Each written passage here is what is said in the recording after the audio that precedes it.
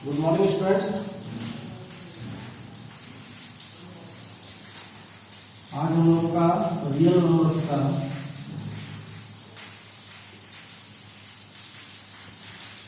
ये video number 4 है।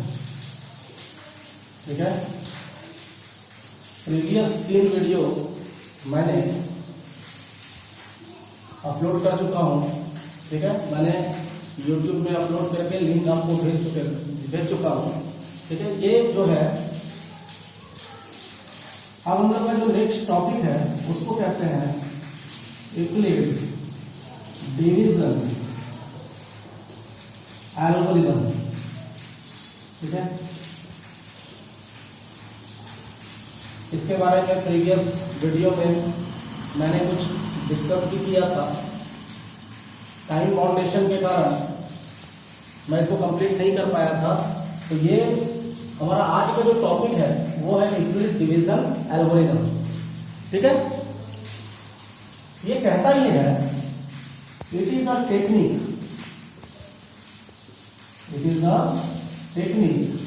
To compute. हम लोग इसके बारे में समझेंगे कि ये एक्चुअली यूक्लिड डिवीजन एल्गोरिथम होता क्या है। It is a technique to compute the HCF of two numbers A and B. ठीक है, it is a technique to compute the HCF of two numbers A and B with A greater than B. ठीक है, Euclid division algorithm जो है यह एक technique है, तरीका है जिसकी मदद से हम लोग किसी दो दिए हुए नंबर का A और B हम मान लेते हैं, क्योंकि इसका एक प्रोसीजर होता है, उस प्रोसीजर को हमको फॉलो करना होगा। ठीक है, तो हम इसका क्या HCF निकालते हैं A और B का, और यहाँ एक कंडीशन लिखा हुआ है कि A जो है वो ग्रेटर होगा B से। ठीक है, अब इसका स्टेप्स कैसा है, स्टेप्स। ठीक है, अब देखिए टेक्निक क्या है इसका। स्टेप नंबर 1 में सबसे पहले हम ये देखेंगे कि दोनों में बड़ा कौन है, A बड़ा है या B बड़ा है। ठीक है, और डिवाइडिंग हम मान लेते हैं A बड़ा है, या कंडीशन हमने लिख दिया है। अब हम क्या करेंगे, A को B से डिवाइड करेंगे, और डिवाइडिंग A बाई B। आप जानते हो बच्चे, अगर किसी बड़े संख्या को छोटे संख्या से डिवाइड करोगे तो कुछ ना कुछ आपको क्वोशिएंट मिलेगा। A को किससे डिवाइड कर रहे हैं, B से। आपको पता है इसी को हम क्या कहते हैं, डिविडेंड कहते हैं। ठीक है, इसको क्या कहते हैं, डिवाइजर कहते हैं। अब जब इसको A को B से डिवाइड करेंगे तो कुछ ना कुछ बच्चे क्वोशिएंट आएगा, जिसको हमने Q से डिनोट किया था प्रीवियस लेक्चर में, हमने प्रीवियस वीडियो में मैंने बताया था। और इसी को हम लोग क्वोशिएंट भी कहते हैं। और जब इसको डिवाइड करेंगे तो कुछ ना कुछ हमको रिमाइंडर भी बचेगा, शेषफल भी बचेगा। इसी को हम लोग क्या कहते हैं, रिमाइंडर कहते हैं। ठीक है, मतलब कहने का मतलब यह है कि जब हम A को B से डिवाइड करेंगे, ठीक है, तो हमको क्या मिलेगा, we get Q as quotient and R as remainder। हमको Q क्वोशिएंट मिलेगा और R रिमाइंडर मिलेगा। क्लियर है। अब आगे देखते हैं, जब Q क्वोशिएंट मिलेगा और R रिमाइंडर मिलेगा, ठीक है, अगर हम इसको लिखेंगे तो हम जानते हैं क्या होता है, dividend is equal to divisor multiplication quotient plus remainder. Clear है। हम लोग ये प्रीवियस क्लास 9 में भी आप पढ़े होंगे, क्लास 8 में भी हम लोग इसके बारे में जानते हैं कि जो डिविडेंड होता है वो divisor multiplication quotient plus remainder के बराबर होता है। अब आप यहां देखें, डिविडेंड की जगह क्या है, A, डिवाइजर की जगह क्या है बच्चे, B, क्वोशिएंट की जगह क्या है, Q, और रिमाइंडर की जगह क्या है, R। प्लस का प्लस, रिमाइंडर की जगह R। ये हमने प्रीवियस वीडियो में भी डिस्कस किया था कि A बराबर BQ प्लस R। लेकिन अगर हमको HCF को कंप्यूट करना है, ठीक है, तो यहाँ क्या होगा, where 0 less than equal to R less than B, मतलब रिमाइंडर जो है वो या तो 0 आएगा या 0 से बड़ा आएगा, लेकिन छोटा हमेशा किससे आएगा, डिवाइजर से छोटा आएगा। ठीक है, क्यों, अगर ये डिवाइजर से रिमाइंडर बड़ा आ जाता है तो एक बार फिर डिवीजन लग जाएगा, मतलब हर केस में ये रिमाइंडर आपका हमेशा या तो 0 आ जाएगा, या तो ये संख्या डिविडेंड पूरा कट जाएगा, या फिर डिवाइजर से छोटा आएगा। अगर बड़ा आएगा तो 1 टाइम फिर क्या हो जाएगा, 1 टाइम फिर वो डिवाइड लग जाएगा। क्लियर है। स्टेप नंबर 2 अब हम लोग यहाँ देखेंगे, ये हमारा स्टेप पहला था। अब हम लोग देखेंगे कि अगर हमने ऐसा काम किया तो 2 कंडीशन होगा। पहला कंडीशन ये होगा कि रिमाइंडर 0 आ जाएगा। ठीक है, तो 2 केस क्या होगा, केस नंबर 1 में if r is equal to 0, अगर रिमाइंडर 0 आ गया तो एचसीएफ ऑफ AB जो है वो बराबर हो जाएगा डिवाइजर के। समझ आ रहा है, अगर रिमाइंडर 0 आ गया तो एचसीएफ जो A और B का होगा वो डायरेक्ट आपके डिवाइजर में होगा। क्लियर है, क्लियर है। अब दूसरा केस क्या है, if r does not equal to 0, मतलब r 0 आ भी सकता है और r 0 नहीं भी आ सकता है। ठीक है, अगर r 0 नहीं आया तो इस केस में हम क्या करेंगे, फिर हम लेमा का यूज करेंगे, then again apply Euclid division lemma. EDL को हमने शॉर्ट फॉर्म में, ईडीएल अगर हम कहीं लिखेंगे इसका मतलब आप समझिएगा यूक्लिड डिवीजन लेमा। क्लियर है, आप, I hope it is clear to you. मैं एक बार फिर से बता देता हूं, ये यूक्लिड डिवीजन एल्गोरिथम एक टेक्निक है, एक तरीका है किसी 2 दिए हुए नंबर का एचसीएफ को फाइंड आउट करने का। क्लियर है, हमने मान लिया, इसका टेक्निक का हम स्टेप्स देख लेते हैं किस तरह से, मतलब हमको किसी भी 2 दिए हुए नंबर का एचसीएफ को, हाईएस्ट कॉमन फैक्टर को फाइंड आउट करना है। उसके लिए हम लोग क्या करते हैं, ए और बी 2 संख्या मान लेते हैं। क्लियर है, इसलिए क्योंकि ये थ्योरी है इसलिए हमने यहाँ पर कोई पर्टिकुलर नंबर को नहीं लिया है। क्लियर है, अब क्या है, इसमें हम एक कंडीशन मानते हैं कि a जो है वो बड़ा होगा b से। क्लियर है, जब हम a डिवाइड करेंगे a को b से, क्योंकि यहाँ पर कंडीशन है, आपको पता है कि बड़ा संख्या को छोटा संख्या से डिवाइड करेंगे। ठीक है, बड़ा संख्या को जब छोटा संख्या से डिवाइड करेंगे तो हमको कुछ ना कुछ क्वोशिएंट मिलेगा, कुछ ना कुछ रिमाइंडर मिलेगा। ठीक है, और हम जानते हैं कि डिविडेंड इक्वल टू होता है divisor multiplication quotient plus remainder. Dividend की जगह बच्चे a है, डिवाइजर के जगह बच्चे b है, क्वोशिएंट की जगह q है, और रिमाइंडर की जगह क्या है r। रिमाइंडर को ही हिंदी में हम लोग शेषफल कहते हैं। क्लियर है, और यहाँ हमने कंडीशन लिखा है कि ये जो रिमाइंडर होगा ये या तो 0 होगा या तो 0 से बड़ा होगा, लेकिन छोटा किससे होगा, b से होगा। अब 2 केस आएगा, जब आप किसी भी नंबर को डिवाइड कीजिएगा तो या तो यहाँ 0 आ जाएगा या यहाँ 0 नहीं आएगा। तो पहला केस ये है कि अगर रिमाइंडर 0 आ जाता है डिवीजन करने से तो दोनों का एचसीएफ जो है वो डिवाइजर के बराबर हो जाएगा। If remainder becomes 0 then HCF of a and b is equal to b। मतलब कहने का मतलब ये है कि if remainder comes 0 then HCF of a and b is equal to divisor. Clear है, और डिवाइजर की जगह क्या है b। लेकिन अगर रिमाइंडर 0 नहीं आता है तो फिर हम लोग अप्लाई करेंगे यूक्लिड डिवीजन लेमा का। क्लियर है, यूक्लिड डिवीजन लेमा का अप्लाई करेंगे। अब स्टेप नंबर 3 क्या है, यहां तक समझ गए बच्चे। स्टेप नंबर 3 क्या कहता है उसको समझिएगा। स्टेप 3 कहता है कि ये जो प्रोसीजर है हमको उस समय तक कंटिन्यू करना है। ठीक है, यूक्लिड डिवीजन लेमा का। और ये जो यूक्लिड डिवीजन लेमा आप अप्लाई कीजिएगा ये b एंड r पर कीजिएगा। किस पर करेंगे, b एंड r।